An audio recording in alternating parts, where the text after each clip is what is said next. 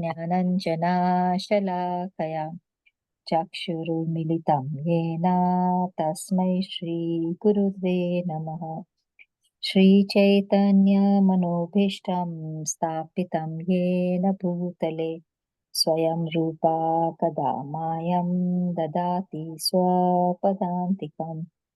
वन्देऽहं श्रीगुरुं श्रीयुतापदकमलम् श्रीगुरुं वैष्णवांश्च श्रीरूपं साग्रजातं सहगना रघुनाथान्वितं तं सजीवं साद्वैतं सावधूतं परिजनासाहितं कृष्णचैतन्यदेवं श्रीराधा कृष्णपादान् सहगना ललिता श्रीविशाखावितंश्च हे कृष्णा करुणा सिन्धु दीनबन्धु जगत्पते गोपेशा गोपिका कान्ता राधा कान्ता नमोऽस्तु ते। तप्तकाञ्चन गौराङ्गी राधे वृन्दावनेश्वरी ऋषभानु सुते देवी प्रणमामि हरिप्रिये। वाञ्छकल्पतरुभ्यश्च कृपा सिन्धुभैव च पतितानां पावनेभ्यो वैष्णवेभ्यो नमो नमः।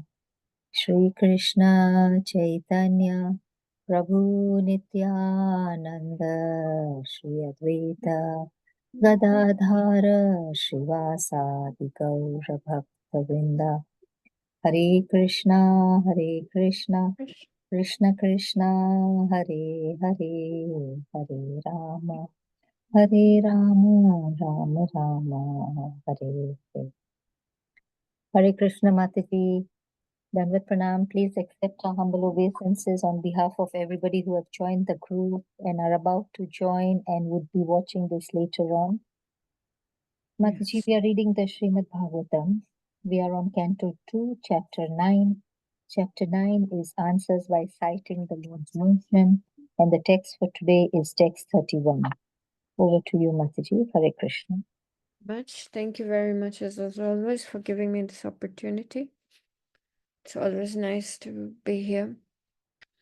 So, Srimad Bhagavatam, second canto, chapter 9, text 31. Shri Bhagavan Uvacha Gnanam Param Guhyam Me Tad Vignana Samanvitam Sahasrasyam Tad Angam Cha Grana Gatitam Maya. The personality of God has said, knowledge about me as described in the scriptures is very confidential and has to be realized in conjunction with devotional service. The necessary paraphernalia for that process is being explained by me. You may take it up carefully. Purport by His Divine Grace A.C. Bhaktivedanta Srila Prabhupada Ki Jai. Lord Brahma is the topmost devotee of the Lord within the universe, and therefore the personality of Godhead replied to his four principal inquiries and four important statements, which are known as the original Bhagavatam in 4 verses. These were Brahma's questions. 1. What are the forms of the Lord both in matter and in transcendence?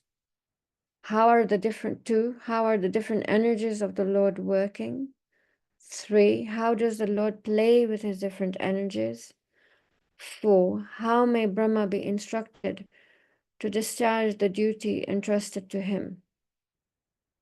The prelude to the answers is this verse under discussion, wherein the Lord informs Brahma that knowledge of him, the Supreme Absolute Truth, as it is stated in the revealed scriptures, is very subtle and cannot be understood unless one is realized by the grace of the Lord. One is self-realized by the grace of the Lord. The Lord says that Brahma may take the answers as he explains them. This means that transcendental knowledge of the Absolute Truth, being Supreme Being, can be known if it is made known by the Lord himself. By the mental speculation of the greatest mundane thinkers, the absolute truth cannot be understood. The mental speculators can reach up to the standard of impersonal Brahman realization, but factually, complete knowledge of transcendence is beyond the knowledge of impersonal Brahman. Thus, it is called the supreme confidential wisdom. Out of many liberated souls, someone may be qualified to know the personality of Godhead. In the Bhagavad Gita, it is also said by the Lord himself that out of many hundreds of thousands of people, one may try for perfection in human life. And out of many liberated souls, one may know him as he is. Therefore, the knowledge of the personality of Godhead may be attained by devotional service only. Rahasyam means devotional service. Lord Krishna instructed Arjuna in the Bhagavad Gita because he found Arjuna to be a devotee and friend. Without such qualifications, one cannot enter into the mystery of the Bhagavad Gita. Therefore, one cannot understand the personality of Godhead unless one becomes a devotee and discharges devotional service. The mystery is love of Godhead. Therein lies the main qualification for knowing the mystery of the personality of Godhead.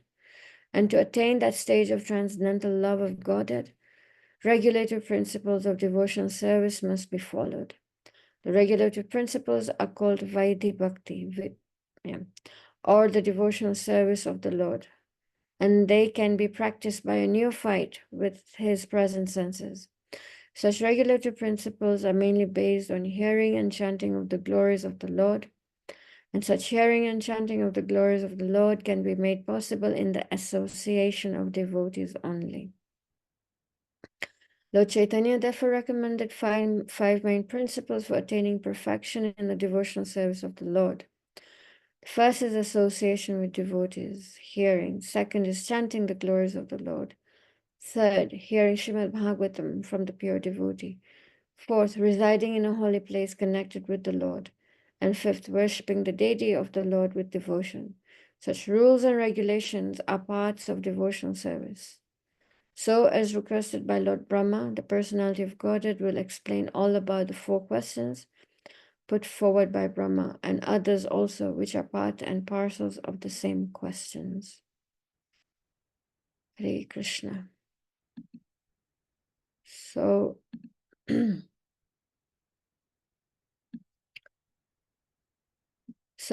Srila Prabhupada explains in the purport that this verse is a prelude to the next four verses are the answers which Krishna will give to Brahma's four questions. And this is called the Chaturshloki Bhagavatam. So the Bhagavatam in 4 verses. And this verse is a prelude to those 4 verses. Now, basically at this point, Krishna is pleased with the austerities that Brahma performed. Actually quite pleased. He was pleased with his submissive attitude in which he performed these austerities for 1,000 celestial years. And as a result, Krishna showed him the Vaikuntha planet and also gave him darshan of himself. And then he said, you can ask me whatever you want to ask, and you're qualified to create living entities. So Brahma at this point is asking Krishna, he wants to create, but how do I do the service of yours? How do I create? Please give me detailed knowledge about this. Now let's just try and understand who Lord Brahma is. So all living entities in this material world are basically made up of the 5 principal elements: earth, water, air, fire, and ego. And then 3 other elements: mind, intelligence, and false ego. So the first 5 are earth, water, fire, ether, and earth, water, fire, ether, and which one am I missing out? Eh, Air, yeah, air. And then the 3 others: mind, intelligence, and ego. Thank you. Brahma, however, is pure intelligence. Brahma's body is and mind is pure intelligence, or primarily we can say he's made up of intelligence. And yet he's asking the Lord, how do I do all this? Who are you? You know, this is Brahma, pure intelligence. And yet, you know, so what to speak of the Gyanis of this world, you know, who are trying to understand through their little pea-sized brain, you know, who the Lord is through this mental speculation. And there's so much out there, and so much out there. Well, I think this, and I think this, and I think this. So many opinions. And it's just a disturbance because it doesn't get anybody anywhere. You know, your opinions don't matter. They're actually, as long as they're nothing, it's as long as it's not backed up by Shastra, your opinions are actually useless. It's not really going to get you very far. So then what does Krishna say? Krishna says Jnana Guhyam, very confidential. Like again, reiterated by the verse 9.2 in Bhagavad Gita, chapter 9. Raja Vidya Raja Guhyam Pavitram Idam Uttamam Pratakshya Vaganam Dharmyam Susukham Kartam Avyayam. This knowledge is the king of education, the most secret of all secrets. It is the purest knowledge. Why is it so secret? Because this knowledge, this is the knowledge that's going to bring you to me, and I don't come cheap. I don't come cheap. You know, we have to qualify for this knowledge to be realized within our hearts. And Krishna doesn't come cheap. So it's a whole process of purification through Vaidhi Bhakti, or Vaidhi Bhakti, Sadhana Bhakti. Krishna said how to understand me in chapter 18, text 55. Bhaktya mam abhijananti yavan yaschasmi tattvataha tato mam tattva gnatva visate tad anantaram. One can understand the Supreme Personality as he is only by devotional service. And when one is in full consciousness of the Supreme Lord by such devotion, he can enter into the kingdom of God. So Krishna, in many verses, all across Srimad Bhagavatam, Bhagavad Gita, is making it very clear. One thing he's just making very clear, that you want to know me, you want to love me, it is through devotional service. It is not through jnana. It's not through karma. It is not through meditation. It's not through yoga. Those processes will take you a certain distance. But it's only bhakti yoga that can bring you to me. So the question arises, why? Why can the Lord only be known by the process of bhakti? Anybody, any answers, any thoughts, any suggestions? Why can the Lord only be known by the process of bhakti?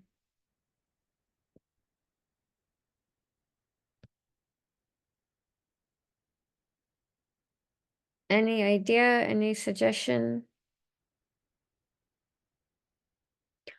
Okay, so Srila Prabhupada, so in Chaitanya Charitamrita, in Madhya Lila, this is a very nice verse. It's 19:170. Sarvapadhe vinirmuktam tat paratvana nirmalam rishikena rishikesha sevanam bhaktir uchyate. To know the senses of the Lord only through sevanam bhakti, sevanam bhaktir. Why? Because through bhakti, sarvapadhe, one, we release ourselves from all these upadhis, all these designations that they were so conditioned to. I'm Indian, I'm a woman, I'm this, I'm black, I'm brown, I'm poor, I'm rich, I'm a whatever, all these designations, so many designations, and we're very tightly conditioned to these designations. you know. So by this process of bhakti yoga, we get slowly freed from these designations, and the senses become completely purified. It is only through bhakti that we can transcend the modes of material nature. As long as we're within the modes of material nature, goodness, passion, and ignorance, we cannot understand the Lord, because the modes don't touch the Lord. To understand the Lord, we have to raise ourselves, transcend the modes, and come to Visuddha Sattva, mode of transcendental goodness. And bhakti makes that happen. It's like, for example, when you, and this was very popular some years ago, there's 3D movies. So when you go to see a 3D movie, you can only watch the 3 dimensions only if you wear the specific glasses, right? So this 3D vision of seeing and understanding the Lord is only through bhakti, is only when we have arisen above the modes of material nature. So the glasses through which we can see the Lord is through bhakti yoga. Again, in Bhagavad Gita 7:3, the Lord says, Manushyanam sahasrashu kaschid yatiti siddhaye yatatam api siddhanam kaschin mam veti tatvataha. Among many thousands of men, one may endeavor for perfection, and even among the siddhas, those who have already become perfect, only one who adopts the process of bhakti, devotional service, can understand Krishna. So even liberated souls means they're pretty high on the level of self-realization. But until and unless they don't take to the process of bhakti, they cannot understand Krishna. Also, Srila Prabhupada makes this point in the purport, is that you can also, it takes the grace and the mercy of the Lord to understand him. We will understand him when he chooses to reveal himself to us. Bhakti is causeless, so he may choose whoever he wants. So it is very much dependent on the grace and the mercy of the Lord and the spiritual master. That there is so much emphasis on surrendering and submitting to a spiritual master. So nice verse. I think this is maybe no. I think it is Srimad Bhagavatam. Sorry, I did not write down the verse number. But the Supreme Lord is not obtained by expert explanations, by vast intelligence, nor even by much hearing. He is obtained only by one whom he himself chooses. To such a person, he manifests his own form. So this is what it means to say when bhakti has no cause. Bhakti is causeless, because it is completely his choice. When he decides to grace you, when he decides to bestow his mercy on you, and when he decides to reveal himself to you.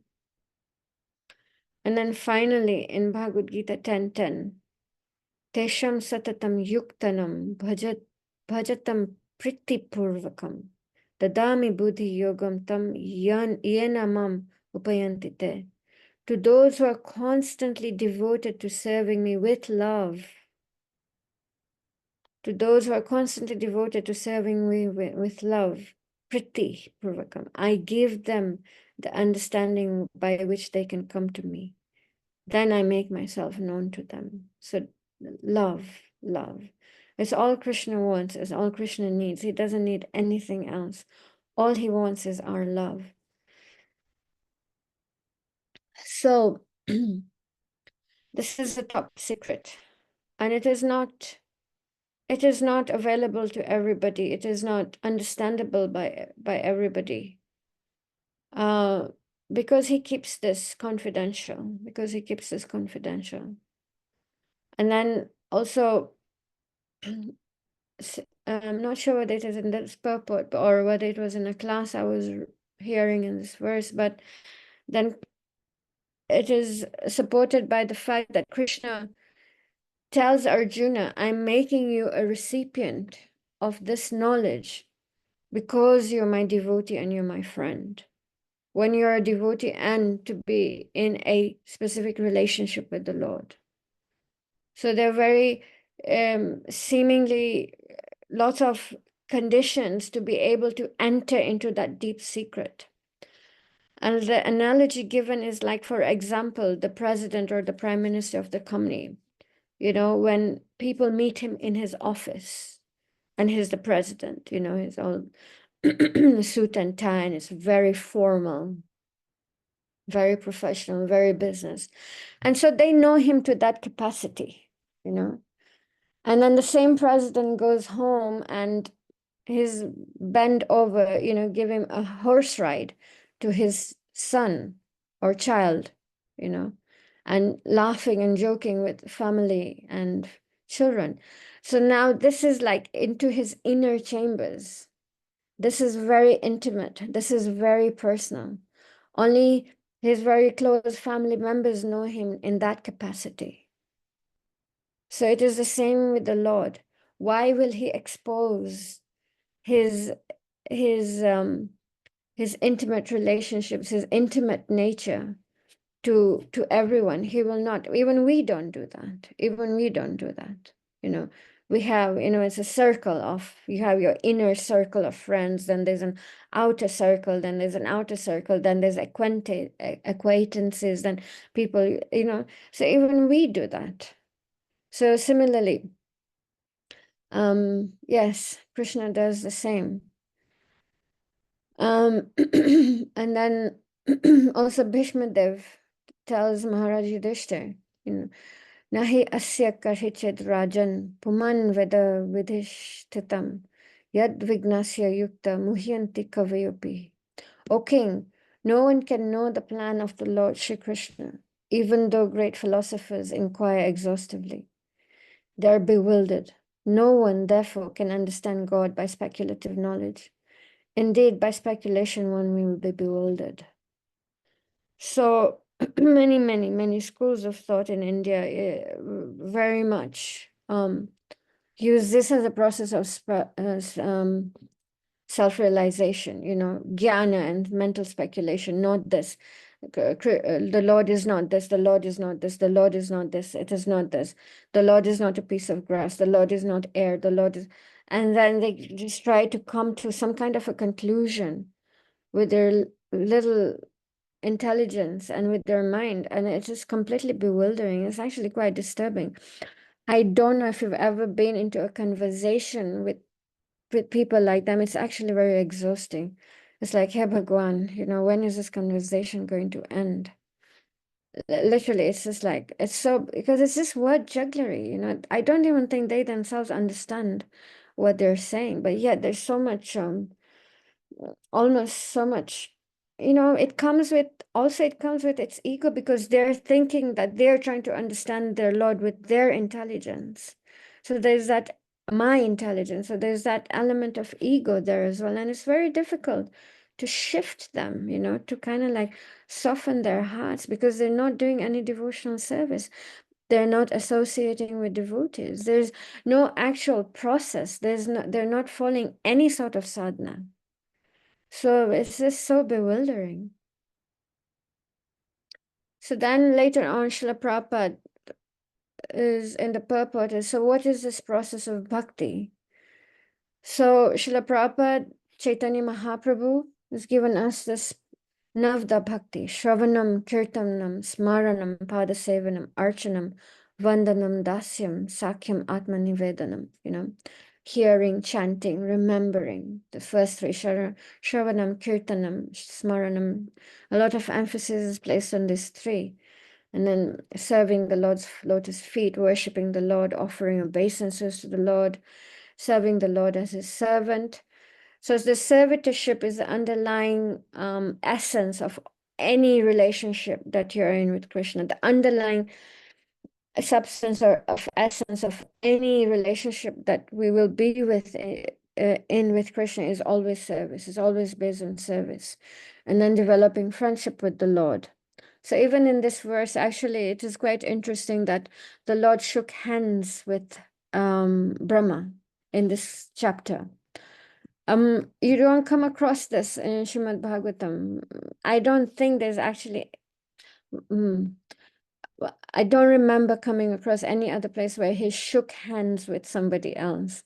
So I usually found that always find that quite fascinating, that the Lord shook hands with Lord Brahma. So there's an indication that it was also, whereas the relationship is that of, I'm giving you the creative power, but there's also underlying friendship there. And then the ninth Atmanivedanam, total surrender. So there's 9 processes. And then Lord Chaitanya Mahaprabhu further went and actually condensed these processes to 5 principles.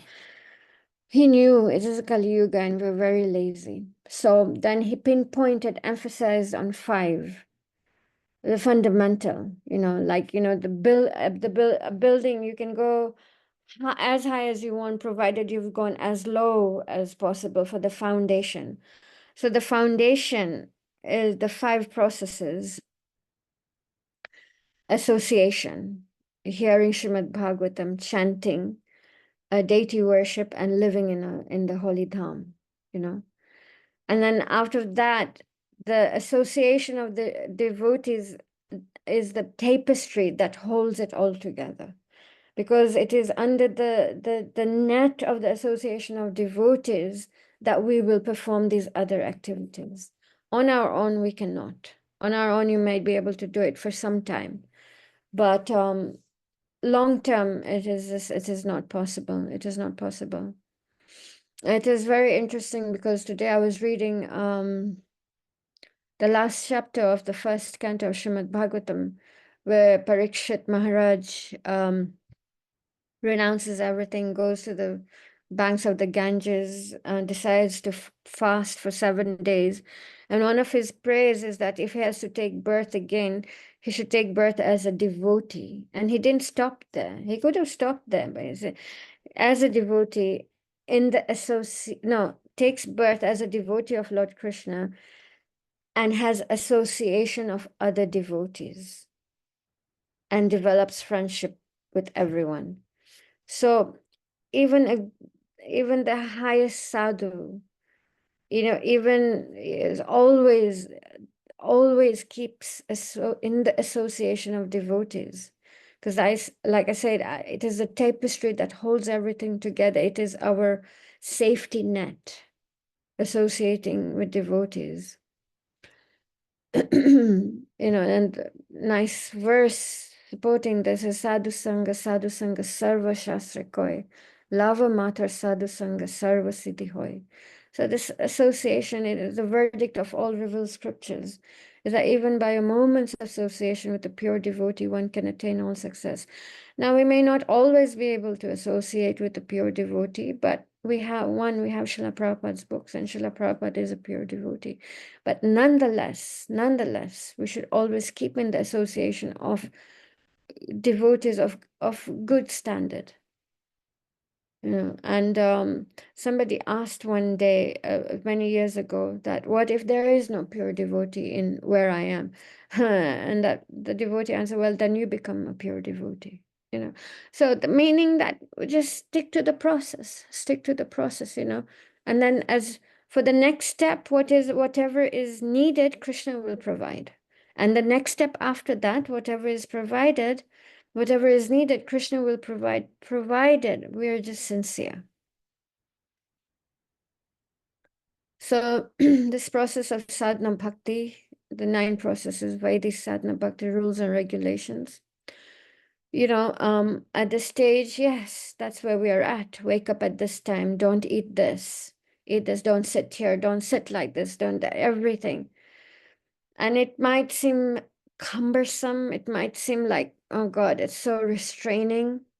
And it seems like that because at this stage, we are in a jaundiced state. It's like when a person has jaundice, the part of the cure is to drink sugarcane juice. But when you're jaundiced, even sugarcane juice tastes bitter or sour, I'm not sure. Because this tongue is not well, is in a jaundiced state. So this is our state right now. That is why it's cumbersome. That is why it's like a drag. That is why it's like you're carrying a lead weight sometimes. Like, oh, do I have to get up? Oh, do I have to chant my rounds today? Oh, this or this. Because we're in this diseased state, you know. But when we overcome anartha nivritti, now forget waking up at 4:30, we'll be able to stay up all night because we'll have that bhav, we'll have the ruchi, we'll have taste, you know. But how to get there is through the sadhana bhakti. So many letters, and so many letters. Srila Prabhupada in the earlier days when he used to, the mode of communication was letters, and disciples would ask different questions. Oh, what should I do? What should I do? Oh, what should I do? Where do I go? Do I get married? Do I not? Da, da, da. And Srila Prabhupada would always keep chanting, keep reading, keep associating, attend the morning program, because at that point 90%, 99% of the devotees were full-time. Attend the morning program. There's nothing more, there's nothing different, there's nothing higher, there's nothing wider. This is it. This is the process Srila Prabhupada has given us, and how fortunate we are. How fortunate we are to come to have that. Srila Prabhupada has provided us with this, you know. Otherwise, we would have been these gyanis or mental speculators, you know, because we'd be looking for something for sure, you know. But we are so fortunate that we have this process, and we just have to apply it, and we will get there, you know. We will get there. Just keep chanting, keep reading, keep associating with devotees. If you're in a position to attend the morning program, by all means, attend the morning program. Srila Prabhupada kept emphasizing the four regulative principles, you know. Again, there's nothing, sometimes it's depressing almost that there's nothing more, there's nothing higher, but this is it. Actually, this is it. This is it. And if there's any weakness there, and we all have weaknesses, then we pray. If we're having challenges following the regulative principles, if we're having challenges with chanting, reading, you pray, you take it, you just take it to Krishna and pray, like, I'm really, really, really struggling with this, you know. But you just carry on, you just carry on, and you just carry on. So then eventually this Priti Purvakam will arise in our hearts, you know, when all the unwanted things have been anartha nivritti, then the ruchi, the taste, and then this Priti Purvakam, being able to serve the Lord consistently, steadily, with love and devotion. It will come, it will come. And so a nice pastime that came to my mind, which I think I have recited before in one of the classes, is the difference. You can see how the Brahmanas in Vrindavan, who are all about knowledge and shastra and sacrifices, and so busy preparing and doing these sacrifices for perfection. So much so that they didn't even recognize Lord Balaram and the cowherd boys when they came asking for something to eat. They were hungry, you know. And yet then they went back very disappointed to Krishna. They said they didn't give us any food. So Krishna said, don't worry, go to their wives, you know. And their wives, the simple village ladies, the wives were, they had only heard the glories of Krishna. And when they heard that Krishna and Balaram and the cowherd boys are hungry, oh my God, their hearts just opened up. So here was their opportunity to serve the Lord and to have darshan of the Lord, you know. And they just, with all their hearts, whatever they were preparing for the sacrifices, despite their husbands refusing them to take, they just took all the foodstuff to Krishna, Balaram, and the cowherd boys, you know. So ultimately, yes, ultimately, through the sadhana process, we will develop this love, you know. And there's another amazing pastime in Jagannath Puri. um, is a pastime of this amazing devotee called Karmabai. I don't know if anybody is familiar with this pastime. So she was born in Jagannath Puri, and from the very beginning, even in her childhood, her father used to worship Lord Krishna, and she grew up worshiping Lord Krishna. And so in the morning, she would always, I think she would offer some fruits and something to Krishna. And one day, I think Lord Jagannath came in a dream and said, "I'm very hungry." And she quickly got up and prepared this khichdi. You know, she like she forgot everything, like to clean and bathe and everything. She just got up and she prepared this khichdi. And Lord Jagannath would come and eat the khichdi. And so it became a routine every day. Lord Jagannath would come early in the morning and like, Mata, I'm hungry, mother, I'm hungry. So it became a habit. She'd just get up without bathing or cleaning. She'd just start preparing Lord Jagannath's khichdi. It is even said, I've heard this, that like she would be, you know, doing datarn, this cleaning her teeth with the particular branch of a particular tree. And it's said that she would actually mix the khichdi with that stick, you know. And so one day, a sadhu was passing by, and I think he saw through the window what she was doing, and then she made an offering plate, and she was offering, and he was like, "Oh my God!" He just lost his head. What are you doing? You know, this is not how you serve the Lord. You know, there has to be standards. You have to clean yourself, and you have to wash yourself, and you recite these mantras of purification, and then and she was like, "Oh my God, I didn't know. I'm so sorry. I'm so sorry." So the next morning, so she got up first, you know, cleaning this, cleaning herself, cleaning the kitchen. This is Lord Jagannath came, and he goes, "Mother, where's my kitchen?" And she's like, "Wait, wait. I'm cleaning the kitchen first. You wait." So the kitchen got late. Anyway, she offered the kitchen to the Lord. The Lord ate, but he wasn't happy because he felt like her bhav had changed. Her mood had changed, you know. So he goes back to the temple, and the pujari actually sees khichdi on his face. And then the pujari asks Lord Jagannath, "How come you have khichdi on your face, you know?" And he's like, "Yeah, I go to Karmabai's house every day to eat khichdi, but today I wasn't happy. So can you tell that sadhu that however she was doing it was fine, and she should just continue doing it like that?" And then the sadhu went and quickly apologized to Karmabai and said, "You just continue doing what you're doing. Whatever you're doing is fine." The point being is that we cannot imitate this. This is not for us to imitate. This is for us to emulate. This is for us to know what's awaiting after sadhana bhakti, after anartha nivritti, to to to have this hope that we will be able to have such exchanges with the Lord, whether it is this lifetime, whether it is after 20 lifetimes or 200 lifetimes or 2000 lifetimes. What does it matter? We're in the process. We're on the path. You know, but this is what is awaiting us if we just stick to the process. And now there's a recent example in ISKCON, and this was in Mumbai. And these ISKCON Chopati brahmacharis had gone to do a house program. And I think they were pretty new to ISKCON. And the lady, she had a little child that she was looking after, and she had a little Ladu Gopal. So the one brahmachari was just asking her like how she worships the Ladu Gopal.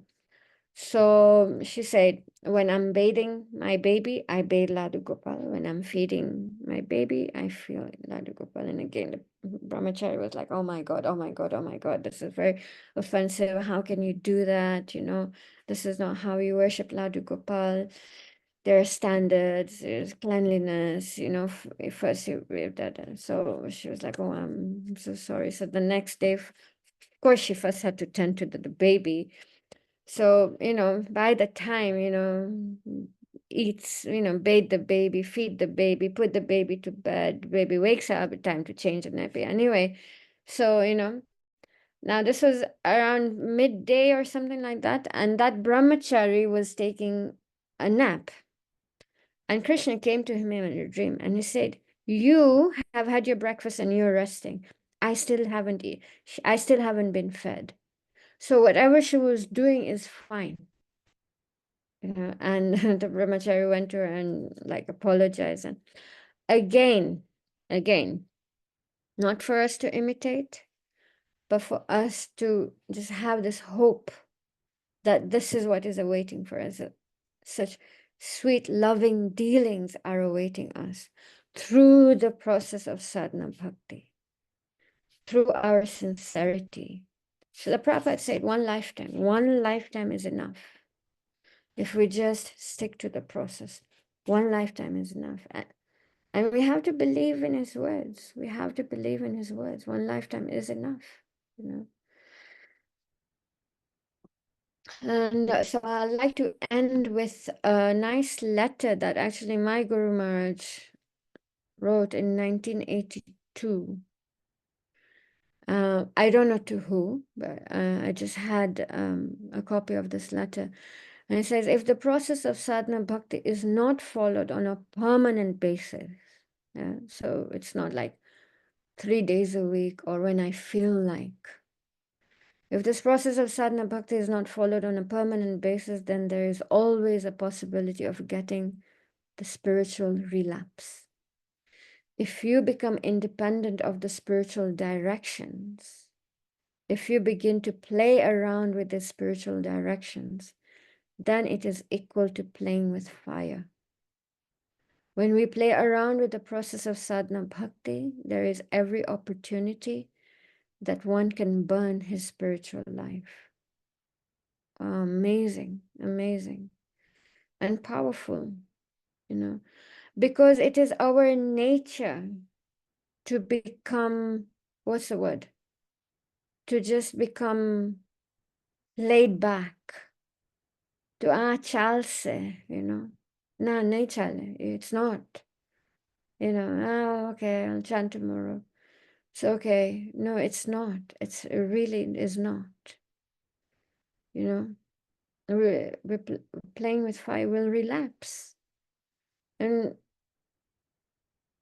so many and we all have our weak moments because at the end of the day, we're human beings. But at least to understand that, okay, I had a very bad day today. Tomorrow is going to be a better day. Tomorrow I'm going to put in extra effort. I will make sure I catch up with my rounds. That sincerity of commitment is required on a permanent basis. It's not independent. You cannot choose for yourself. Especially after initiation, you cannot say, okay, you know what, I'm just going to chant 8 rounds and I'll follow 2 regulative principles and I'll go and see devotees once in 3 months. The degree to which you give yourself to Krishna, to that degree is going to reveal himself. But if we stick to the process, if we're serious, then Srila Prabhupada said, one lifetime is enough.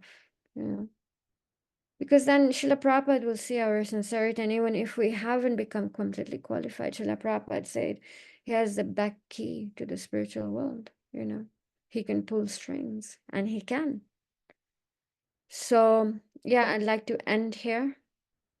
If there are any questions, any comments, any corrections, please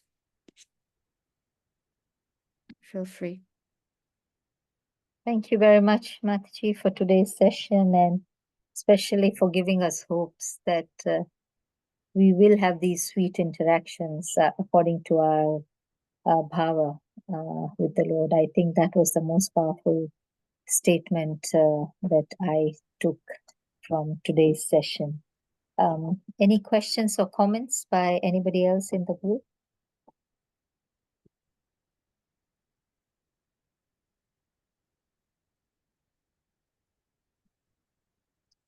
Okay, I guess it was fairly simple and So we start the Chaturshloki from tomorrow, Mataji, or is this the part of Chaturshloki? As far as my understanding is, this is the prelude, and then the answers that Krishna gives to there'll be 4 verses that are the answers that Krishna will give. That is the Chaturshloki. I think it's from verse 33, Mataji. Yeah, Is okay. it from verse 33? Okay.